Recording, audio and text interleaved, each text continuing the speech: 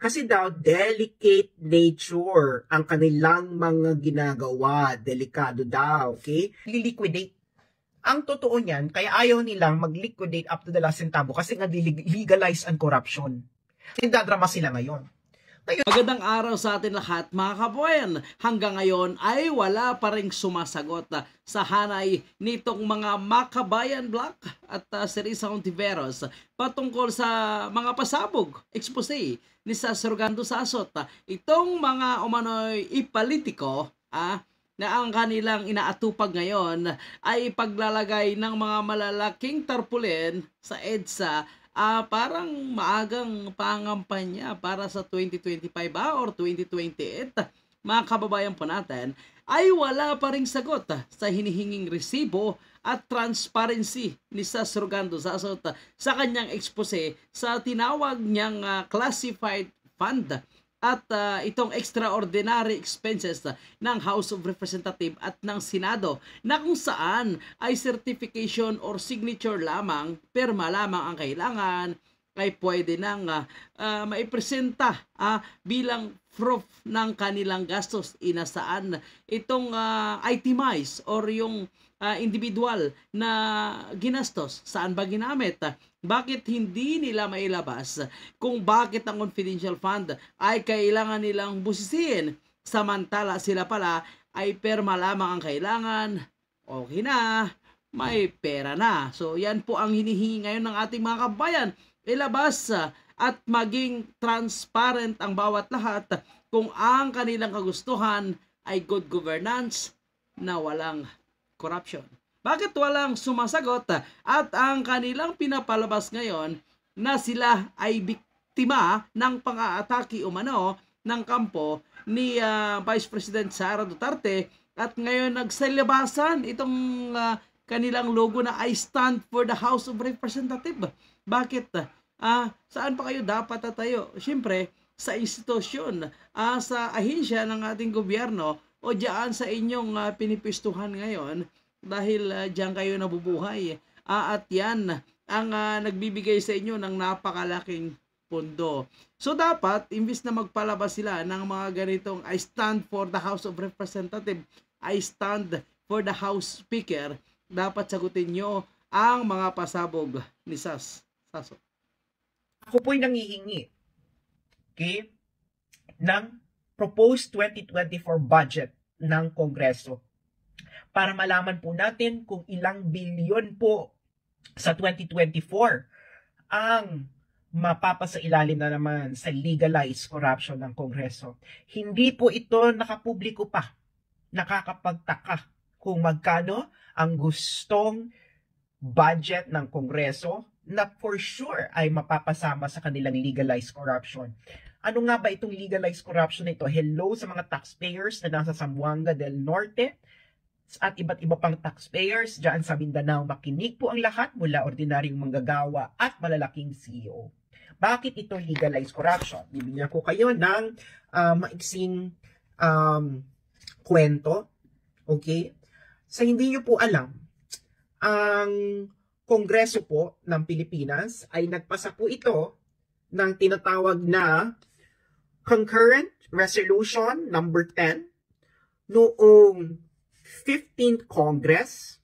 Okay? Ito po ay pinasa noong 25th of July 2011. Okay? Ngayon, dahil concurrent resolution po ito, dapat ito ay may pagsasang-ayunan po ito ng House of Representatives at Congress.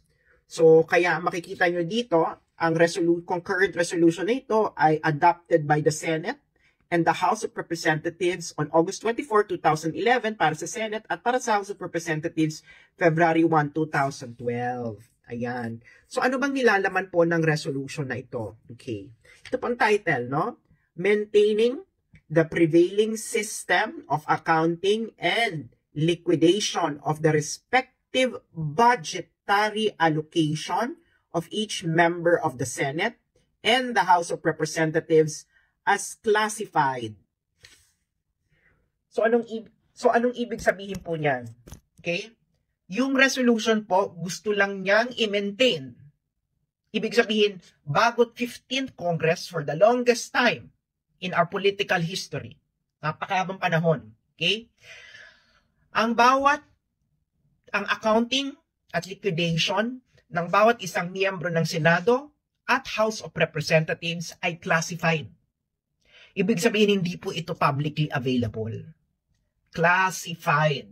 Okay? At ang dahilan kung bakit nila gusto ito ay makikita natin, okay? Makikita natin sa sponsorship speech doon ni Senator Lacson. Okay. Okay. So ito ang sponsorship ni Senator Lacson noon. Okay. Ito po ay journal.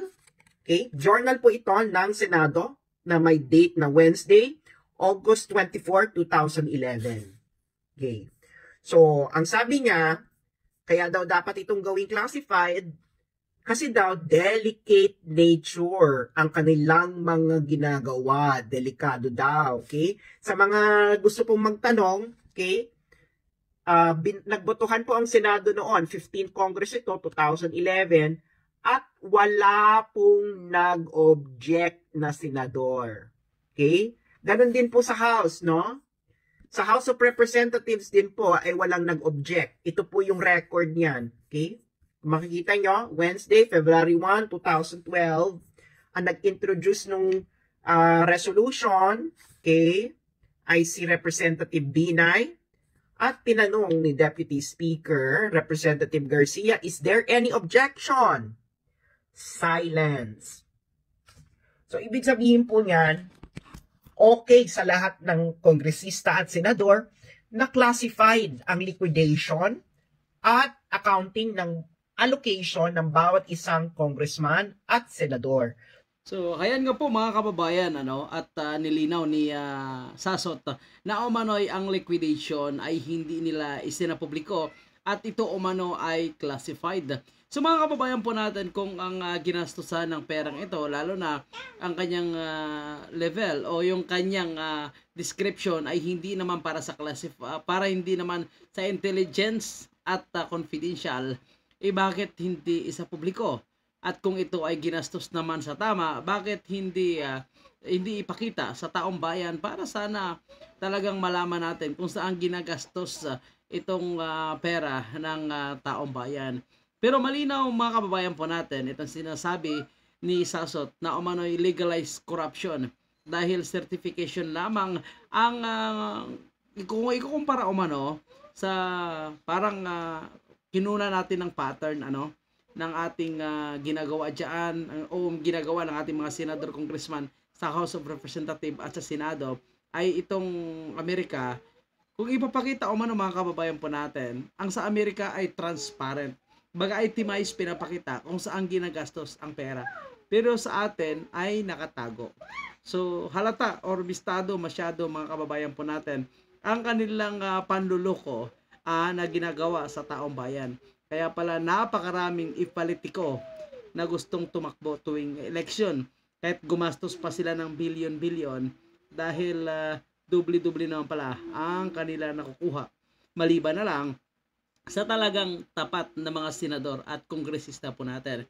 Gaya na sinasabi natin, hindi naman po lahat. So, malalaman naman natin kasi yung mga nagre-react, yung mga nasasaktan, sila ang malinaw na confirm na talagang gumagawa ng ganitong corruption mula sa kaban ng taong bayan. So, ibig sabihin, yung tinatawag po nilang MOOE or Maintenance Operations and Other Expenditures, MOOE. Okay? Billion po yan. For this year, ang Kongreso, ang MOOE ay 13 billion. Ang Senado, it's 3.2 billion. So there is an 18 billion na pera ninyo, ng taxpayers, ng taong bayan, na classified ang accounting at liquidation. Okay. So, sabi nila nililiquidate naman daw yan. Okay. Tama. Pero ang sistema po ng liquidation nila, okay, ang sistema ng liquidation po nila, ayon na rin sa Concurrent Resolution number 10, ay liquidation by way of certification duly signed by each senator and member of the House of Representatives, that such amounts allocated to each member of Congress as part of their maintenance and other operating expenses, MOOE, were utilized or expended in the performance of their legislative functions. So, anong ibig sabihin po niya ng liquidation by way of certification? Halimbawa, si Congressman X, ang kanyang MOOE ay 20 million. Ano ang required kay Congressman X? Certification lang, mga friends, na itong 20 million na ito ay ginastos niya sa MOOE. That's it. Kaya pag nag-audit, ang makikita lang ay yung mga certification. Wala po kayong makikita, hindi po required ang resibo. Okay? Bakit? Bakit ayaw? So, ang tawag dito pag certification is manual receipt lang. So, hindi siya official receipt, ano? So, actually, mga kababayan po natin, pwede naman pala sila gumawa-gawa lang, kung saan nila ginastos ang pera o budget na napupunta sa kanila. Pero ang totoo, naibulsa pala. So, nasaan na hinahanap natin ngayon itong mga nagdidemand ng transparency, good governance sa ating bayan. So, nasaan na sila? Bakit hindi nagsasalita itong mga makabayan daw umano, si Risa Hontiveros at kung sino-sino pa na buwabatikos kay Pangulong Duterte at kay Vice President Sara Duterte dahil sa confidential fund. Yung sa kanila pala mas matindi pa sa confidential fund. So, nakakaano na ito mga kababayan po natin, nakaka-alarma na talagang rampant ang corruption talaga diyan sa House of Representatives. So, maliban na lang sa mga mababait at talagang kung may pera man na napupunta sa kanila ay binibigay nila sa taong bayan. So, diyan saludo tayo. Pero sa mga tambaluslos, hindi po tayo pwede sumaludo mga kababayan po natin. Kakaiba ang kanilang mga galawan. So, ayan na, nagre-react na mga kababayan natin, magiging na lang tayo. Magiging vigilance na lang po tayo. Titingnan natin kung sino yung mga nagre-react. Yung mga nagsasabi na, I stand for the House of Representatives. Dahil biktima kami ng pag-atake. Kalokohan nyo. Nila ng resibo. Babalikan natin yung speech ni Lacson. Okay, na on Congress daw itong mabigat para sa mga senador at congressman. At kung rigid daw ang requirement ng liquidation, baka hindi na raw makapagtrabaho ang mga senador at congressman. Napakarami namang staff di ba? Hindi naman nila tinatrabaho yan. Ang magliliquidate diyan ang mga staff naman nila. Bakit sabihin nilang hindi sila magtatrabaho? So, ito ay palusot lamang, Iyaan ang sinabi ni Senator Lacson sa kanyang sponsorship speech noong 15 Congress at ni isang senador. Ulitin ko, according to the records of the Senate, kahit isang senador ay hindi nag-object. Ganon din po sa Kongreso, kahit isang congressman hindi nag-object. Yang akbayan, nasabi nila for transparency sila, hindi po sila nag-object. Yang bayan muna, hindi rin po sila nag-object. Yang kabataan parties, wala pa ata sila doon, pero kasama sila sa Makabayan Block, hindi po sila nag-object. Lahat po nagngangaw-ngaw tungkol sa transparency, accountability, kailangan daw may liquidation, ni isa po sa kanila ay hindi nag-object. Na hindi kasi nga, makikinabang po sila sa legalized corruption na ito. Hindi po ba, pag ikay binigyan ng 20 million, at hindi ka nakapag-produce ng resibo, ano ka? Hindi siya nakapag-produce ng resibo, kung paano ginastos yung 20 million na yan, ano po siya? Diba? Kayo po ba, mga taong bayan, mga taxpayers, papayag po ba kayo na bibigyan nyo ang isang politiko ng 20 million, 50 million, okay? Ang isang congressman po, iitanin niyo to sa utak ninyo. Ang term po ng isang congressman ay 3 years. Sa 3 years na yan, ang kanyang MOOE ay pwedeng umabot ng 100 million. Yung 100 million na yan, certification lang po ang kailangan para masabing, okay, audited. Kabataan Party List Congressman, bibigyan siya ng MOOE. Okay, for 3 years, kasi yan ang term ng congressman, bibigyan siya ng sabihin natin 60 million for 3 years. Papayag ka ba na ang gagawin lamang ni Kabataan Party List ay magsusulat na itong 60 million na ito ay ginamit namin sa MOOE? Papayag ka ba? That's legalized corruption. So, ganun lang kabilis, mga kababayan po natin, ang kanilang gagawin. So, napakadali lang pala na hindi ka na magpakahirap pa kung ano pang proyekto ang iyong ilalagay, sino ang iyong binayaran para sa pondo na yan, sino ang iyong binigyan. So, wala nang kailangan. Ang kailangan pala ay signature lang, certification lang, gawa-gawa na lang ka dyan kung anong gusto mong palusot para may maibulsa ka. So, ganun lang, So, obviously, talagang binubulsa nila ang perang ito, mga kababayan po natin. Ibig sabihin, meron pa iba tong parts. Ngayon, makikita mo dito, okay, halimbawa, opisina ng House Speaker. Okay. Ayan ang Office of the House Speaker. General Expenditures. Makikita mo dito, detalyado yan. Dito may summary. So, itong pinapakita ni Sas, mga kababayan po natin, yan umano yung pattern na sinundan natin. Pero itong pinapakita niya ay sa website ng House of Representatives sa Amerika. So, naka-itemize umano, mga kababayan po natin, kung saan ginastos itong pera nila. Samantala sa atin ay napakalinaw na walang kagaya nito. Kumbaga, sinikreto, So, yung kailangan umano ay napaka-simpleng perma lamang, certification, ayos na, tibang ay na. Under attack daw sila. Kaya daw, we stand as one, protect the house. Ulul! Sinabi nyo yan pagkatapos pumutok ang balita na meron kayong classified fund.